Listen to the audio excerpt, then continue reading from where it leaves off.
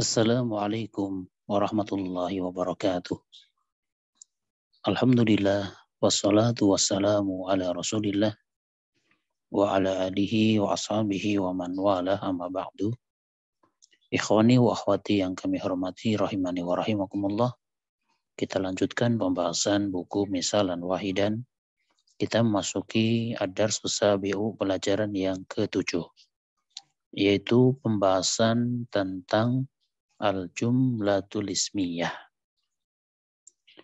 Jumlah ismiyah adalah kalimat yang diawali dengan isim. Dan di dalamnya ada dua hal, yaitu ada mubtada dan khobar. Sehingga yang namanya jumlah ismiyah itu merupakan jumlah atau kalimat yang tersusun dari mubtada dan khobar. Al-jumlatul ismiyah, al-mubtada'u wal khobar. Maka pertanyaan berikutnya adalah, apa itu mubtada? Apa yang dimaksud dengan mubtada? Mubtada adalah isim yang terletak di awal kalimat dan berharokat dhammah. Nah, jadi kalau kita melihat ada isim, dia terletak di awal kalimat, maka dia adalah mubtada, sehingga cara membacanya dengan bacaan harokat dhammah. Sedangkan khobar adalah pelengkap bagi mubtada, sehingga kalimat tersebut menjadi sempurna. Maka setiap ada mubtada, pasti ada khobar. Dan khobar itu ada yang bentuknya fi'il, seperti pada pelajaran sebelumnya, dan ada yang bentuknya isim. Ya, khobar itu ada yang berupa isim, ada yang berupa fi'il itu. Dan yang akan kita kembangkan di pelajaran sekarang ini adalah yang khobar bentuknya isim. Maka khobar yang bentuknya isim itu harokatnya juga dhammah.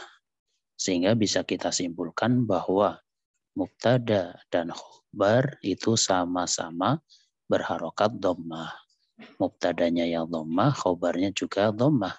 Cuma bedanya mubtadanya itu berawalan al, sedangkan khobarnya tidak berawalan al. Itu untuk awal-awal kita pahami seperti itu, bahwa mubtada itu berawalan al, khobar tidak berawalan al.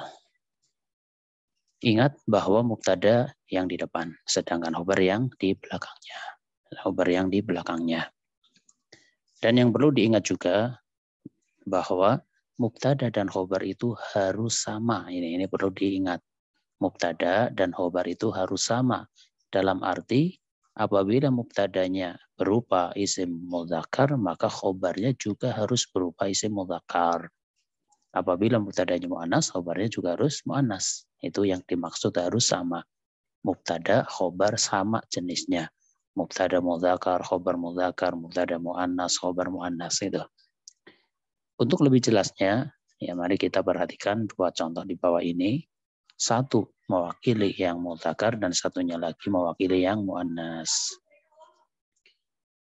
Kalimat rumah itu besar. Maka dalam bahasa Arab, al-baitu kabirun. Kita lihat al-baitu isim mudzakkar, maka khobarnya juga berupa isim mudzakkar. Kabirun ini juga mudzakkar. Bandingkan dengan contoh kedua, perpustakaan itu besar. Al-maktabatu kabiratun. Al-maktabatu itu isim muannas, maka khobarnya juga berupa isim muannas. Dari dua contoh di atas bisa kita ambil kesimpulan bahwa khobar dari isim muannas juga harus muannas. Seperti contoh yang kedua, yaitu al-maktabatu kabiratun. Kemudian cara memuannaskan itu sangat gampang dan mudah, yaitu dengan cara tinggal menambahkan ta marbutah. Lihat ini, kabirun seperti ini, muannasnya jadi kabiratun itu ya. Coba di sini kita berikan lampiran, hafalkan kosakata berikut ini. Ini bukan sekedar boleh dihafal, tapi wajib dihafal gitu ya. Karena ini yang nanti akan menjadi model kita di dalam mengerjakan latihan yang ada. Ya, ketika di situ ada kata yang maknanya sifat, maka kita akan latihan merubah dari mudzakkar ke mu'annas gitu ya.